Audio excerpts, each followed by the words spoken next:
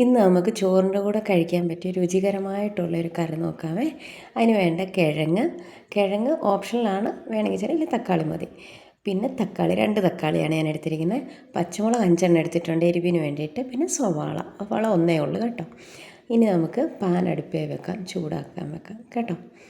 എന്നിട്ട് ഇതൊന്ന് ചൂടായി കഴിയുമ്പോഴത്തേക്ക് നമുക്ക് വെളിച്ചെണ്ണ ഒഴിക്കാം.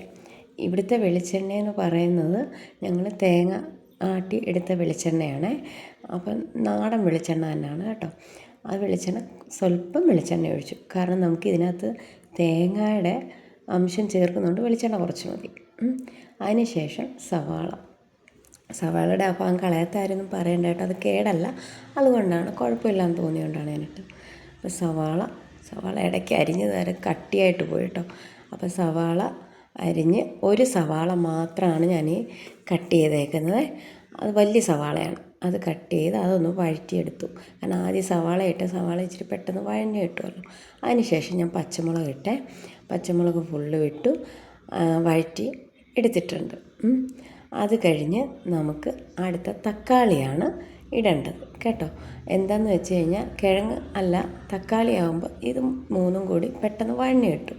അപ്പോൾ തക്കാളിയും സവാളയും പച്ചമുളകും കൂടി നല്ലപോലെ വഴറ്റിയിട്ട് ആ പുക വരുമ്പോൾ തന്നെ അറിയാം ഒരുവിധം നന്നായിട്ടായിട്ടുണ്ട്. പിന്നെ തക്കാളി ഇച്ചിരി പഴുത്തതായതുകൊണ്ട് കൂടുതലിട്ട് എനിക്ക് വഴറ്റേണ്ടി വന്നില്ല. പിന്നെ കിഴങ്ങ് 2 കിഴങ്ങെടുത്തില്ല, ഒരു വലിയ കിഴങ്ങും തീരെ ചെറിയൊരു കിഴങ്ങും എടുത്തു. കാരണം അത് വെറുതെ കളണ്ടാലെന്ന് വെച്ചിരുന്നു. വലിയ കിഴങ്ങുണ്ടായാൽ മാത്രം മതി, കാരണം കിഴങ്ങ് ഓപ്ഷനിലാണെന്ന് ഞാൻ പറഞ്ഞല്ലോ. കിഴങ്ങ് കൂടെ ഉണ്ടെങ്കിൽ നല്ലതാണ്. കിഴങ്ങ് നമുക്ക് മറ്റേ തക്കാളി തേങ്ങ അരച്ച് വെക്കത്തില്ലേ, അതേപോലെ അതുപോലെ മുരിങ്ങയ്ക്കൊക്കെ ഇട്ട് തേങ്ങ അരച്ച് വെക്കുന്ന കറിയുണ്ട്.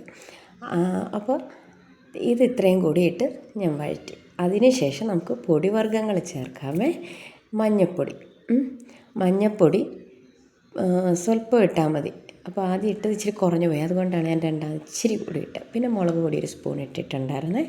പിന്നെ നമുക്ക് വേണ്ടത് നമ്മുടെ കറിയുടെയൊക്കെ ഒരു രാജ്ഞി ഉണ്ടല്ലോ, എന്താ ഉപ്പ് 1 സ്പൂൺ തികച്ചല്ല കേട്ടോ, 1 സ്പൂണിൻ്റെ പകുതി എടുത്തിരിക്കുന്നത്. അപ്പോൾ ഇത്രയും കൂടി ഇട്ട് നന്നായിട്ട് മിക്സ് ചെയ്ത് എടുക്കാം.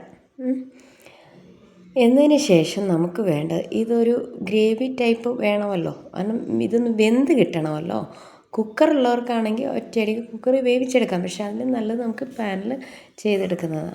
അപ്പോൾ ഇതിലേക്ക് ഇനി നമുക്ക് വേണ്ടത് വെന്ത് കിട്ടാൻ വേണ്ടിയിട്ട് ഒരു ചെറിയ കപ്പ് വെള്ളം, അത് നമ്മുടെ ഗ്ലാസ് ഉണ്ടല്ലോ, ചായ കുടിക്കുന്ന ഗ്ലാസിൻ്റെ അത്രയുള്ള കപ്പുണ്ടല്ലോ, അതിലിച്ചിരി വെള്ളം ചേർക്കുക. വെള്ളം ചേർത്ത് നന്നായിട്ട് മിക്സ് ചെയ്ത് എടുക്കുക. മിക്സ് ചെയ്ത് എടുത്തതിന് ശേഷം ഞാനതിൽ തവയിലുണ്ടായിരുന്നത് ഇത് ചെയ്തത് കേട്ടോ, അടച്ച് വെച്ച് നന്നായിട്ട് ഉപയോഗിച്ചു. അപ്പോഴത്തേക്ക് നമുക്കൊരു കാര്യം ചെയ്യാം. നമ്മൾ തേങ്ങ എടുക്കുക, ആ ഒരു ചെറിയ ജാറിൽ നിറച്ചുള്ള തേങ്ങ, എന്നിട്ട് അതിൽ വെള്ളം ഒഴിച്ച് തേങ്ങാപ്പാലെടുത്ത്, ഫസ്റ്റ് പാലാണ് ഞാൻ ആദ്യം കാണിച്ചത്, ഇത് സെക്കൻഡ് പാൽ, രണ്ടാമത് ഒന്നും കൂടി അരച്ചെടുത്താണ് ലാസ്റ്റ് കിട്ടിയാണത്. അപ്പോഴത്തേക്ക് ഇപ്പുറത്ത് നമുക്ക് വെന്തോ എന്ന് നോക്കാം.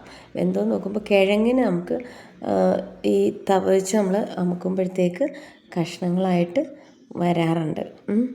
അപ്പോൾ അത് വെന്തോ എന്ന് നോക്കാം, വെന്ത് ചാറ് നോക്കാം. അപ്പോൾ ഒരുവിധം വെന്തിട്ടുണ്ടായിരുന്നു. അപ്പോൾ ഞാനത് ചാറെടുത്ത് എന്തിനാണെന്നറിയാമോ, ടേസ്റ്റ് നോക്കാനായിരുന്നു, ഉപ്പും കാര്യങ്ങളും ഒക്കെ നോക്കാൻ വേണ്ടിയിട്ടായിരുന്നു. നമ്മൾ അന്നേരം നോക്കുമ്പോൾ നമ്മൾ ഈ തേങ്ങാപ്പാലും ചേർക്കുന്നതാണല്ലോ, അപ്പോൾ അതിന് വേണ്ടിയിട്ട് നോക്കിയപ്പോഴത്തേക്ക് കുഴപ്പമില്ല, ഉപ്പൊക്കെ ആവശ്യത്തിനുണ്ട്. പിന്നെ എരിവ് ആവശ്യത്തിനുണ്ട്. ഉപ്പ് എനിക്ക് ഇച്ചിരി സ്വല്പം കുറവുള്ളതായിട്ട് തോന്നിയിരുന്നു. ഞാൻ അതുകൊണ്ട് ഇച്ചിരി ഉപ്പും കൂടി ചേർത്തിട്ടുണ്ടായിരുന്നു. പിന്നെ ഫസ്റ്റ് തേങ്ങാപ്പാൽ നമുക്ക് ഒഴിക്കാം കേട്ടോ. ഫസ്റ്റ് തേങ്ങാപ്പാൽ ഒഴിച്ചതിന് ശേഷം നമുക്കൊന്ന് അടച്ചു വെക്കാം. ഫസ്റ്റ് ഈ തേങ്ങാപ്പാൽ എടുത്തതെന്ന് വെച്ചാൽ തേങ്ങ ചിരകിയതിനകത്ത് ഇച്ചിരി വെള്ളം ഒഴിച്ച് അരച്ചെടുത്ത് പിഴിഞ്ഞെടുത്താണ് ഞാൻ തേങ്ങ കേട്ടോ. അല്ല, തേങ്ങ ഡയറക്റ്റ് പിഴിഞ്ഞെടുക്കും, നമ്മളിപ്പോൾ ഈസിയിൽ നമ്മളങ്ങനെ ചെയ്യുന്നതാണ്. ഇപ്പോൾ സൗകര്യം കൂടിയപ്പോൾ മടിയും കൂടി, അത്രയേ ഉള്ളൂ. അപ്പോൾ അതിന് ശേഷം രണ്ടാമത് കിട്ടിയ തേങ്ങാക്കൊന്നുണ്ടല്ലോ, അതിലേക്ക് ഇച്ചിരി കൂടി വെള്ളം ഒഴിച്ച് ഞാൻ തേങ്ങ അരച്ചെടുത്തിട്ടുണ്ടായിരുന്നു, അതാണ് രണ്ടാം പാലായിട്ട് എടുത്തത്. അപ്പോൾ ഇത് തന്നെ ഒഴിച്ചപ്പോൾ തന്നെ ഒരു കുഴഞ്ഞ് കിട്ടി കേട്ടോ, ഒരു ഇതായിട്ട് കിട്ടിയായിരുന്നു. പിന്നീട് ഒന്നും കൂടി ഞാൻ അടച്ചു വെച്ച് തിളപ്പിച്ചില്ല, ഒരു ജസ്റ്റ് അതിന് ശേഷം ഞാൻ രണ്ടാം പാൽ ഒഴിച്ചു. ജസ്റ്റ് നമ്മൾ സൈഡൊക്കെ നമുക്കിങ്ങനെ കുമ്പള വരത്തില്ലേ, അത് കഴിഞ്ഞ് രണ്ടാം പാൽ ഒഴിച്ചു. രണ്ടാം പാൽ ഒഴിച്ച് പിന്നീട് തിളപ്പിക്കാൻ വെച്ചില്ല, ഞാനൊന്ന് ഇളക്കി മിക്സ് ചെയ്ത് ഒന്ന് ഇളക്കി കൊടുത്തുകൊണ്ട് ജസ്റ്റ് ഒരു ഇളക്കി എന്നിട്ട് ഇറക്കി വെച്ചിട്ട് ഞാൻ കടുക് വറുത്ത് ഇട്ട്. ഇത്രയാണ് നമ്മുടെ കറി. നല്ല ടേസ്റ്റാണ് കേട്ടോ. അപ്പോൾ ഇഷ്ടമായെങ്കിൽ സബ്സ്ക്രൈബ് ചെയ്യുക.